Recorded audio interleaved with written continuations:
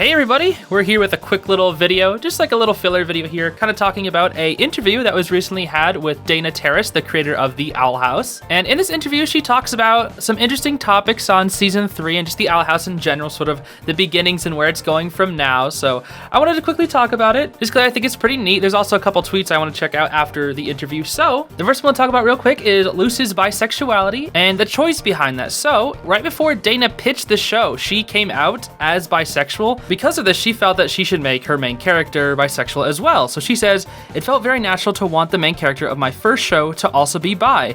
There was not much more thought put into it than that. I knew it would be important for people to see on Disney Channel show, but I didn't even know if it would get picked up by Disney." And when it comes to being picked up by Disney, we'll get into more of that a bit later. It also discusses some things that we already know, such as Luce's name is actually a homage to one of Dana's best friends named Luz Batista. I'm pretty sure that's how you pronounce their name. And they're a writer on the Owl House too, which is actually really cool. And she goes on to say that a lot of Luce's personality was based on the conversations that the two of them had when they were younger, when they were talking about escaping to like a magical world similar to the Boiling Isles. So it kind of comes from their own childhood, which I thought was just really, really cool. Next, we get into Gravesfield, which is inspired by Connecticut's sort of history of haunted events, like the Hartford and Connecticut witch trials. And there were these like old and abandoned buildings that she would use to check out, which kind of gave her that inspiration to make Gravesfield. And she says, "I used to live near an abandoned women's prison, and one of my pastimes was getting lost in the woods and exploring those hallways and probably putting myself in stupid situations. But I feel like that's such a part of a teenager's life in Connecticut. It felt like a natural parallel to put Luce in, especially living in the Boiling Isles for most of the show, and especially a show about witches, and knowing just how much strife citizens of Connecticut were put in during the Hartford witch trials." So I love the fact that she says like, "Oh, I used to go exploring in the woods," because as a Boy Scout, I used to do that all the time. We'd always go exploring in woods, and like one of my favorite things to always find was abandoned buildings or uprooted trees. Because when you looked at uprooted trees, you could like make little caves out of them. Or I guess just speaking of caves as well, if you ever found like caves, I know one time I went to southern Indiana and there were like these caves there, which was so cool. And I don't know, I just loved exploring. Exploring the woods is like one of the greatest feelings in the world, because it's just you're out there, and whether you're alone or with a friend, it's so much fun to it's just a magical experience exploring the woods. So I'm just kind of glad that she kind of got inspiration from doing things like that. And then going into a women's prison, like that's crazy. I used to go into abandoned houses, but never an abandoned prison. That's crazy. She goes on to discuss how the Owl House was pitched, and this is actually really, really interesting. So Dana said the creation of the cartoon came from a place of spite after a writing partner called the initial story idea boring and dismissed it as something that no one would want to watch. Yeah, I've kind of noticed this just from like other interviews where she kind of had that sort of like, I don't know if spiteful is the right word. Maybe that's a bit too harsh. Probably more like wanting to prove the other people wrong. You know, it's like, no, this is a good story, and I'll prove you all wrong by making it. So Dana spent around 2 months developing the 15-page pitch Bible, an outline of the story and characters that a creator used to pitch their show idea to a network, which ultimately got picked up by Disney. Dana said that she also pitched the idea to places like Cartoon Network and Nickelodeon. And I believe on twitter.com, she also said something about Netflix as well. Here we go. Yeah, somebody asked about Netflix, and Dana says, "Even Netflix, while they gave a lot of creative freedom at that time, I, as a first-timer, would have had to figure out an entire production pipeline on my own with very little resources. That would have deeply affected the creative process and my sanity. Every studio is different." So the fact that she went to Cartoon Network and Nickelodeon before she went to Disney, it's interesting to think about what would have happened if Disney was also somebody to say no. So I guess Disney was like her last resort. It goes on to say, when she pitched it, the queer representation that she put into the show was not met with much adversity. Now promoting season 3, Dana said the response to the show premiere was next level, getting over 1.9 million views on YouTube within a few days. She said that it was the first time the television executives made the connection between online support and actual people watching the Owl House. So this is awesome, because we know the Owl House's cancellation was mainly because of executives getting involved. You know, there's the rumors of like one executive didn't really like the show, didn't think it was that good, because all they like seeing is old-fashioned cable ratings. And they don't necessarily think about the fans on social media, like on YouTube, or if the show gets on trending. So the article even goes on to say, at first, the executives would see the show trending every other day on Twitter and be like, oh, anyone can trend on Twitter, it doesn't actually mean anything. But seeing the views on YouTube and seeing the people who came to New York Comic Con gave them a much better idea than that. Oh no, the show is actually successful. For the crew, it's extremely validating because we worked our butts off. And yeah, that it is, because they did really work hard. And I think that's really cool that they finally get that validation, knowing that, yeah, we're creating something super awesome, even if the executives didn't give us that final chance. And yeah, I think it's really nice to hear, because when I was watching like the New York Comic Con, obviously the event was like huge. There were so many people there, and I heard about like, oh, there's cosplayers doing all these things. And I was like, I've been seeing, going on twitter.com, the show is trending all the time. Like, people are constantly talking about this show. So it's like, what do you mean people don't want to watch this show? Of course they do. Like, to compare Big City Greens, let's say Big City Greens, that gets tons of views on YouTube, but you rarely see that show trending on Twitter because the fan base for that is far younger than it is for the Owl House. Like, I'd say Big City Greens probably targets younger children, like around 10 years old, while the Owl House targets like teenagers and adults. Obviously, I'm somebody who enjoys both shows, but it seems like the target demographics are completely different. And younger children tend to watch cable more than streaming services because they don't really have a choice in what they want to watch. They just like, oh, I'll just watch whatever's on TV. Whereas with older people, they have more precise tastes and they want to choose what they want to watch. And another thing, when it comes to like the Owl House's popularity, it's also can be said that it's kind of lucky. John Owen goes on to say, it can be unusual to have this kind of support for an animated series. I think we're all very grateful for the reception it's been getting from the fans. In animation, you can work on shows who don't have any kind of response like this. So to be able to do this is such an exciting thing, and be able to interact with fans is so fun. And it's like, yeah, that's honestly really, really true. Whether it's because of Disney or not, if you think about some other shows in animation, they don't get nearly as much attention as the Owl House when it comes to its fan base. Like, for example, I just watched Dead End Paranormal Park. Great show, obviously rather new, but that show is nowhere near as popular as the Owl House. And there's plenty of other examples of animated shows that kind of just fly under the radar.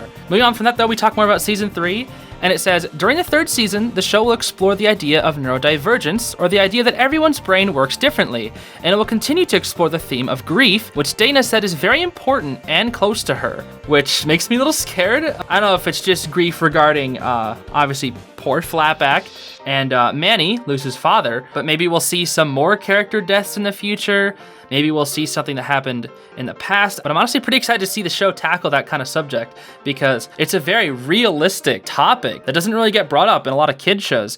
And sometimes kids have to go through this sort of thing. So having a TV show like The Owl House puts them in a spot where they can relate to something like this. And I think that's really, really cool. Dana says, there is actually an article written by Jade King about the themes of grief in the Owl House, about how different people deal with grief and how someone's death from years ago can have an effect on the choices that characters deal with in the present.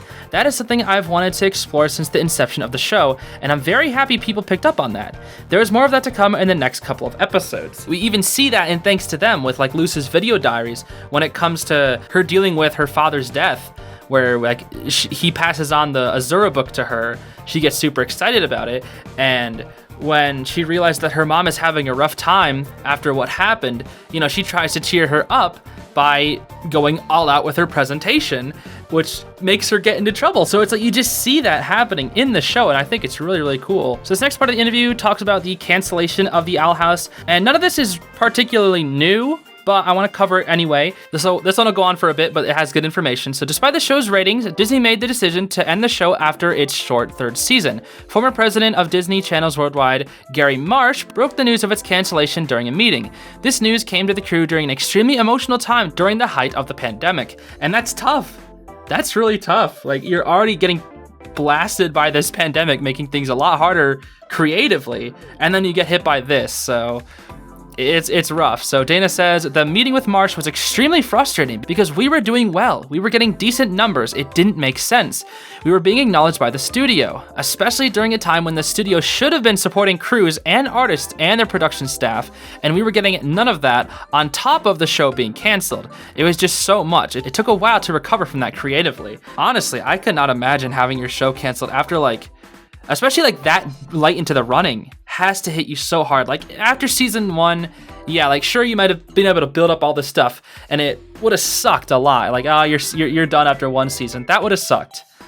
But like being late into a show, that's when it's gotta hurt the most. Like I think Owl House, that was definitely like at the ending of season 2, they're probably like, oh, how are we gonna end this? How are we gonna make this finale the best thing it could ever be?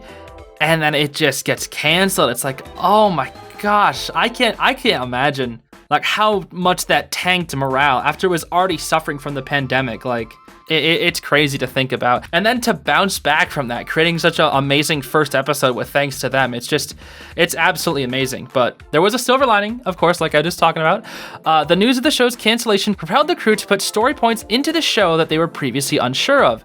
Dana said, including the character of the Collector, who is a chaotic, childish, immortal god. Yep, that's what they are. They truly are. And that part I think is actually kind of cool because they're like, well, we're canceled anyway. We got 3 episodes left. Let's just go for this, because why not? Let's just do it. And I think that's honestly really respectable. So Dana says, the first special of season 3 would literally not exist in the way it does without that cancellation, and I'm very proud of that episode. A lot of the crew is very proud of that episode. People seem to love it, so that's our silver lining. And yeah, I honestly agree. Like, when it comes to Thanks to Them, it almost feels that like if we didn't have that time skip, because there probably wouldn't have been a time skip in season 3 if there wasn't that cancellation.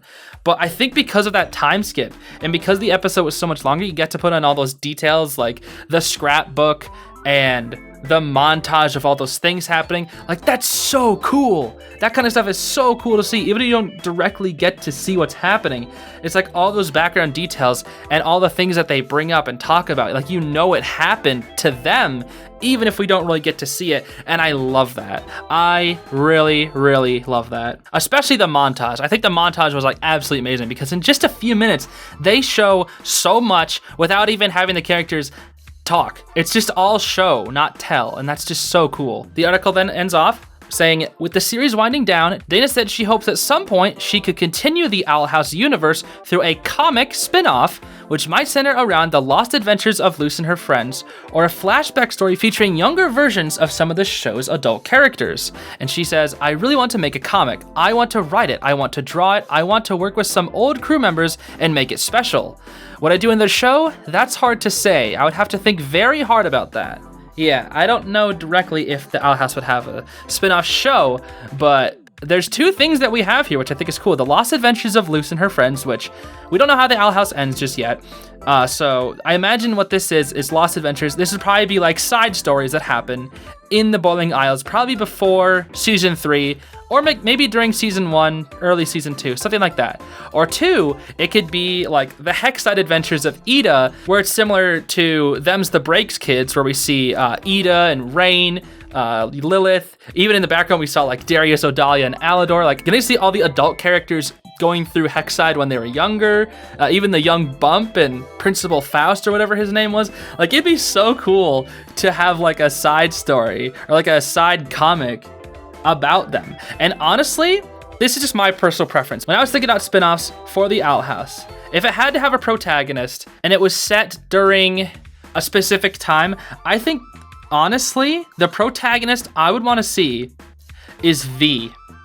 Because V is similar to Luce and that she's from a completely different world but is put into another one, and obviously she has her own dark past, but I think like her trying to fit in with Earth, you know, trying to pretend to be Luce for a while, and then she goes to the camp, she gets to hang out with Masha and the other kids from Gravesfield.